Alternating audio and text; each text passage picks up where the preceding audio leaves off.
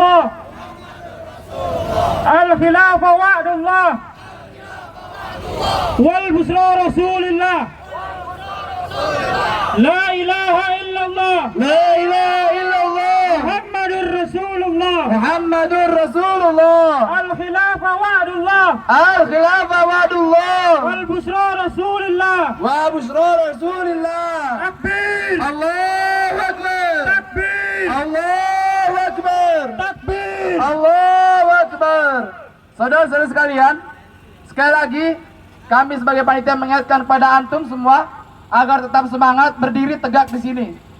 Bagi yang masih duduk, bagi yang masih di luar hari aksi, harap segera merapat ke barisan untuk menyatukan semangat kita untuk membela kaum muslimin di Palestina, karena mungkin bagi kita ini adalah aksi yang sangat kecil sekali, tapi ini sungguh berarti bagi kaum muslimin Palestina, bahwa muslimin Indonesia masih dalam pembelaan, masih dalam barisan, masih di belakang kaum muslimin Palestina untuk membebaskan mereka, untuk menerapkan syariat Islam secara totalitas di muka bumi ini dengan tegaknya, dengan wujudnya kembali bicara Rasulullah SAW, khilafah Rasyidun ala minhajil mu'takbir. Allahu Akbar. Orator berikutnya kepada Saudara Rizal, aktivis kebebasan Jakarta Utara, kepada beliau dia persilakan. Takbir. Allahu Akbar. Takbir. Allahu Akbar. Angkat liwa dan royanya kawan semua. Angkat liwa dan royanya, kibarkan.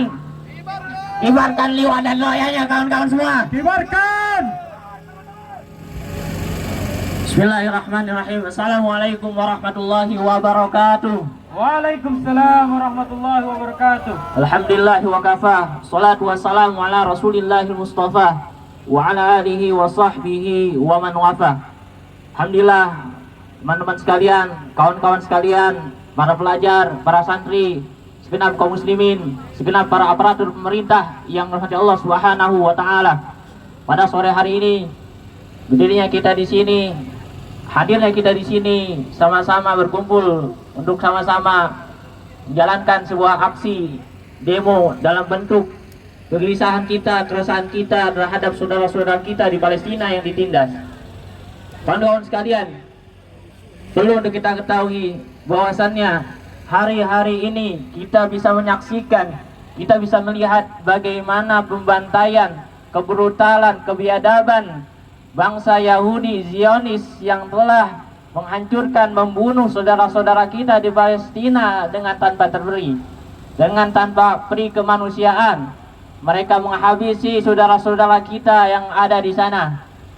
Mereka menghancurkan rumah sakit di sana. Mereka menghancurkan dan membombardir universitas-universitas yang ada di sana.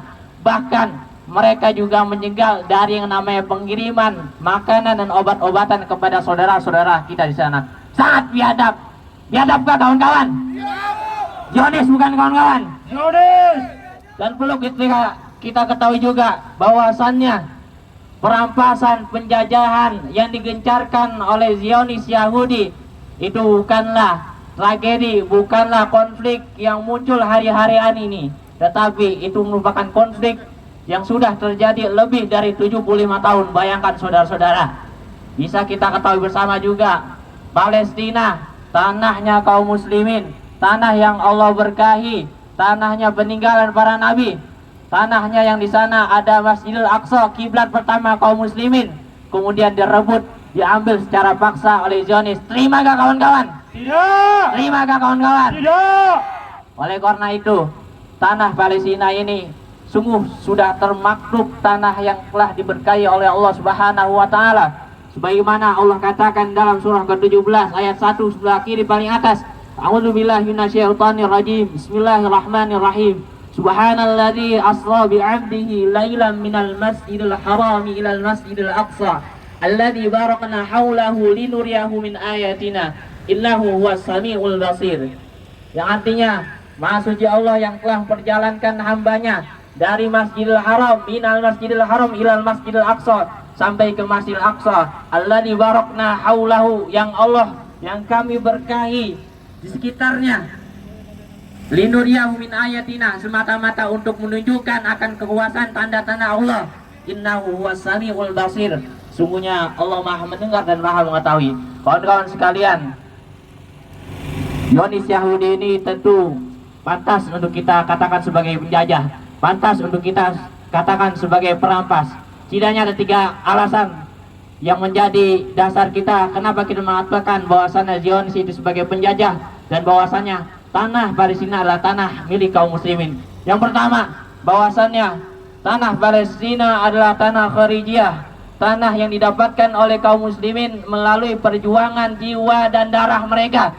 Hal ini mula-mula terjadi ketika Khalifah Umar bin Khattab pada tahun 637 Masehi membebaskan tanah tersebut, dan akhirnya Palestina, wilayah Syam ini menjadi bagian dari daulah khilafah Islamiyah ketika itu yang berpusat di Madinah Al-Munawwarah. Kemudian yang kedua, alasan yang kedua kenapa Israel ini pantas untuk kita katakan sebagai penjajah, bahwasanya Zionis Yahudi Israel ini sejatinya dia hanyalah penumpang yang tidak tahu diri. Dia bagaikan benalu yang menyusahkan saudara-saudara kita di Palestina. Ketika mereka diberikan tumpangan, mereka malah melunjak. Mereka ingin merampas tanah tersebut dengan secara paksa. Maka sudah wajar jikalau kawan-kawan, jikalau saudara-saudara kita di Palestina sana merebut kembali tanah hak milik mereka, memperjuangkan tanah milik mereka karena jihad kepada Allah Subhanahu wa taala. Hal ini juga tentu tergambar keserakahan Zionis Yahudi. Mula-mulanya adalah ketika ada seorang entitas Yahudi Zionis yang bernama Theodor Hart. Ketika itu mendatangi seorang Khalifah Sultan Abdul Hamid II pada tahun 1896. Dia mendatangi seorang khalifah dan ingin bermaksud untuk meminta sepetak tanah yang ada di Al-Quds untuk dijadikan sebuah gedung di sana. Tetapi Khalifah Sultan Abdul Hamid II menjawab dengan tegas penolakannya. Engkau tidak bisa mendapati tanah ini karena tanah ini bukan milik saya. Tanah ini adalah milik kaum muslimin. Tidak henti sampai di situ. Kemudian pada tahun 1902 datang lagi Theodor Hart menemui Sultan Khalifah Abdul Hamid II untuk meminta kembali tanah Palestina ini. Kemudian Khalifah Abdul Hamid II menjawab dengan tegas, tanah Palestina ini bukan tanah saya. Tanah Palestina ini adalah tanahnya miliknya kaum muslimin. Engkau bisa mendapati tanah ini ketika khilafah ini hilang. Kemudian pernyataan yang ketiga, alasan yang ketiga kenapa Zionis Israel ini pantas untuk kita katakan sebagai penjajah, pantas untuk kita katakan sebagai perampas. Yang ketiga, karena sejatinya tanah Palestina itu bukanlah hanya tanah bangsa mereka saja, bukanlah tanah orang-orang yang ada di sana saja, tetapi sejatinya tanah Palestina, wilayah Syam adalah tanah kita kaum muslim.